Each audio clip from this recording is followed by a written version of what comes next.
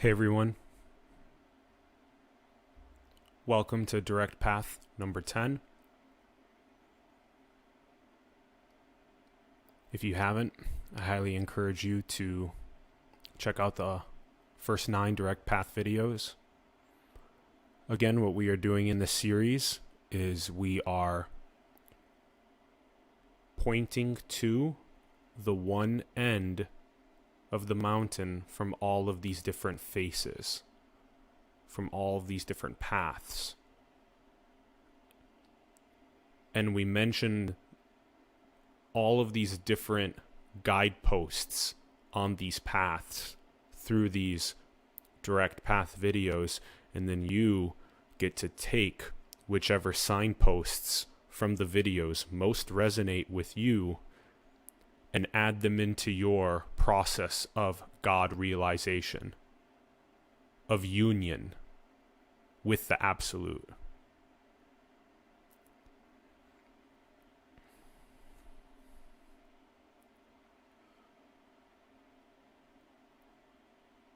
This direct path video is high level.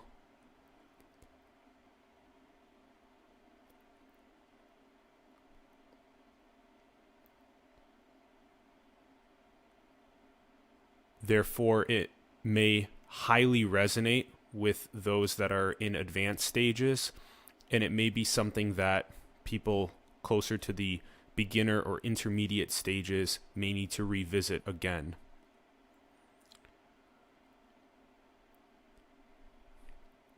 And we'll be doing blends across beginner, intermediate, and advanced stages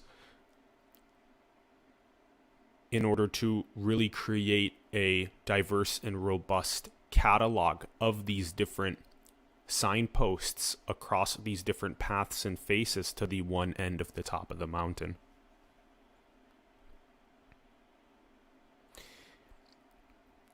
And for those that already know, the mountain itself is a dualistic concession, as in there is something to do. There is something to seek. We must seek God realization. We must seek the diamond necklace that is already around our neck. Whereas non-duality is just is. And so ultimately the intention of direct path number 10 is to be able to hold this ultimate integral truth of the Absolute, both with and without attributes. So let's start with number 1, which is the Absolute without attributes.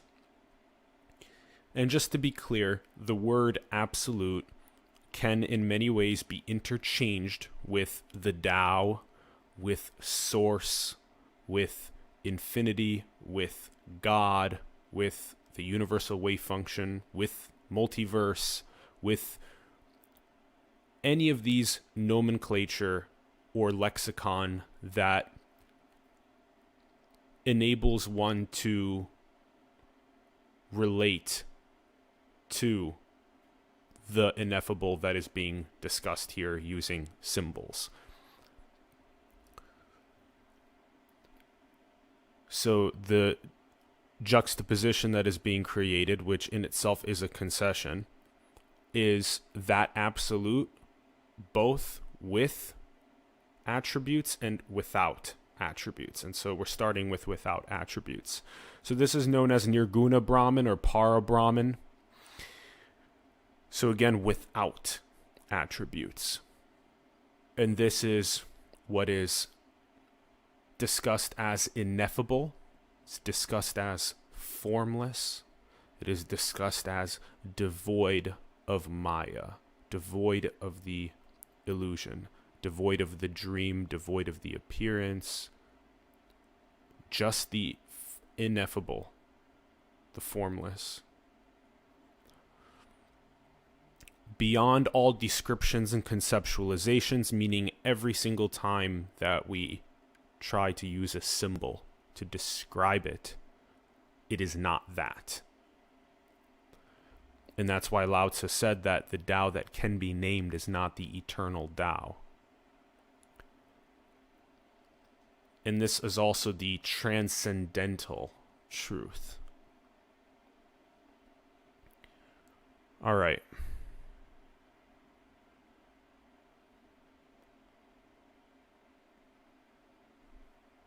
Number 2, the absolute with attributes. Okay, so again, the absolute, Tao, source, infinity, God, universal wave function, multiverse. Now we're adding attributes to it. We're using symbols and concepts and descriptors to describe it, to describe the ineffable, to describe the formless, to describe the way that these appearances are being expressed, to describe these dreams and these illusions. This is also known as Saguna Brahman, dualism. Walter Russell calls it a rhythmic balanced interchange. We've talked about this as two poles that are in flux, like an electromagnetism, in an ascension process to an attractor. And that attractor is the Godhead. And that is the cyclicity of the appearances.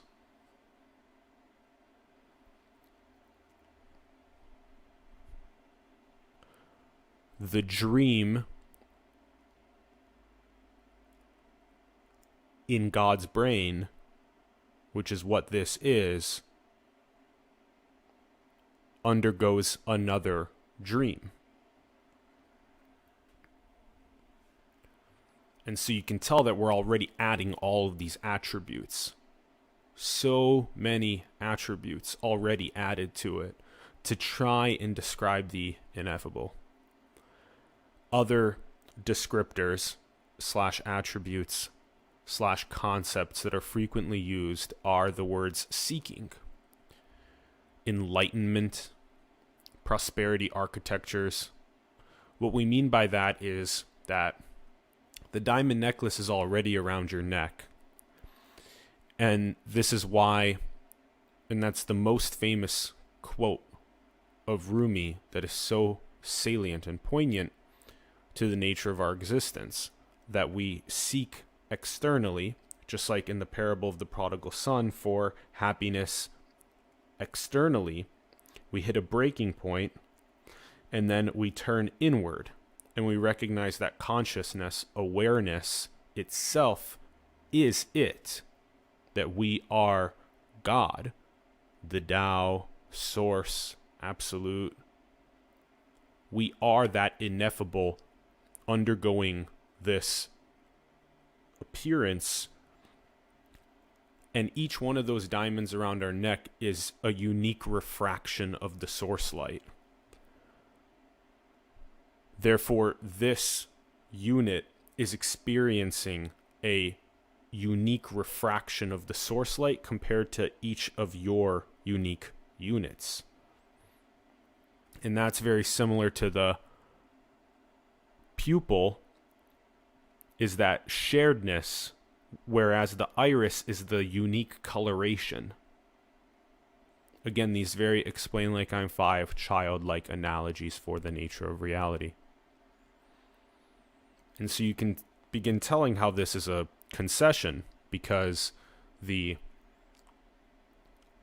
idea of seeking, only the ignorant seek what is already there. You already are the fish in the ocean.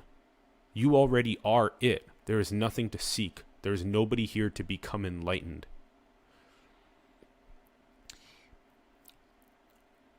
Yet at the same time, we'll unpack this in number 3, where we're going to hold both the non-dual and the dual simultaneously.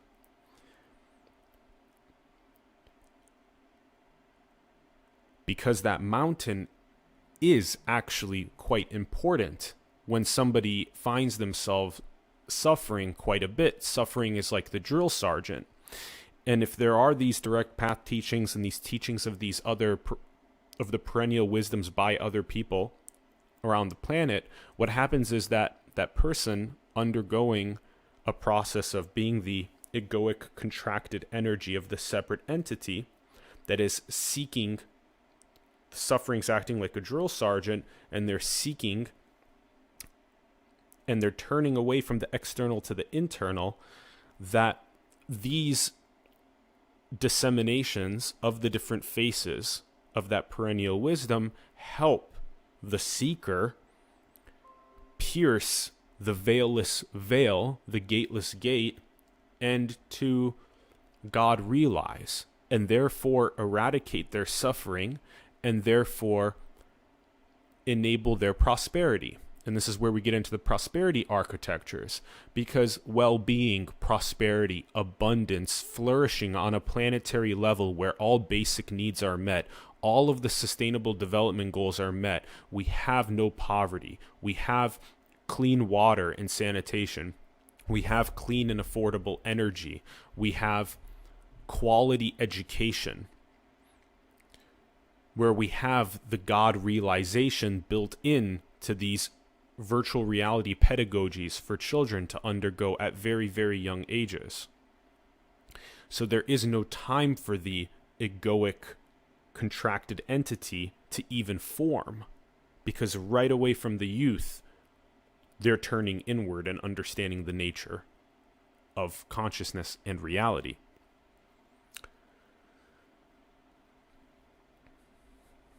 And this is a rational metaphysical analyzation. Whereas the absolute without attributes is very much like a transcendental truth. The absolute with attributes is very much like a rational metaphysical analyzation. It's like rationality that is trying to add the descriptors, the concepts to the ineffable to be able to, in a sense, even scientifically and spiritually try to describe it.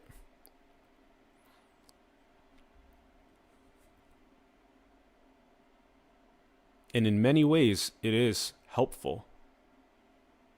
And that's why we move on to number 3,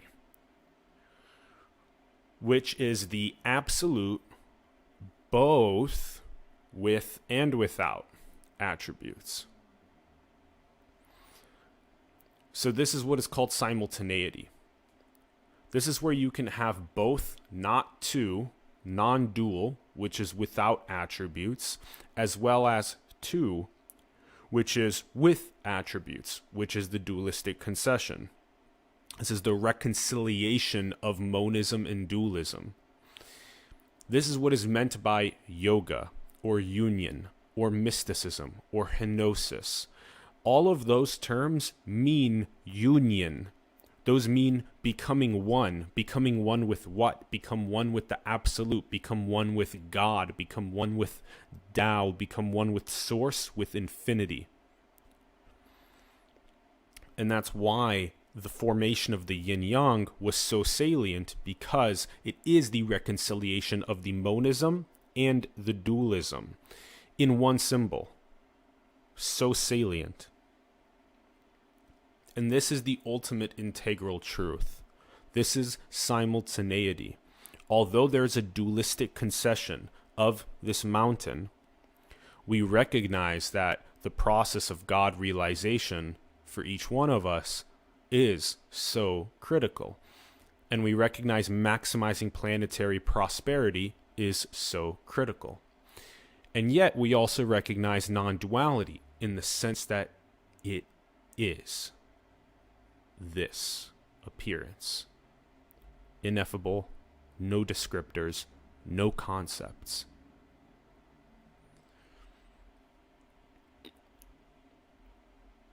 So that's it. Again, our intention was the absolute, both with and without attributes. Again, that without attributes being that Nirguna Brahman, Para Brahman, ineffable, formless, devoid of Maya, beyond all descriptions, conceptualizations, a transcendental truth. The absolute with attributes, being the Saguna Brahman, dualism, rhythmic balanced interchange, two poles in flux ascension to an attractor, seeking enlightenment, prosperity, architectures, a rational metaphysical analyzation. And the absolute both with and without attributes, true simultaneity, both not to and to as a concession, yoga, union, mysticism, henosis, the yin-yang, reconciliation of monism and dualism, the ultimate integral truth. Thank you very much for tuning in. I love you very much. Greatly appreciate you. I would love to hear where you're at in the comments below, how this resonated. Like the video if it brought you value, subscribe if you haven't, and share it with people that you know this will resonate with. Thank you again so much. Infinite love. Peace.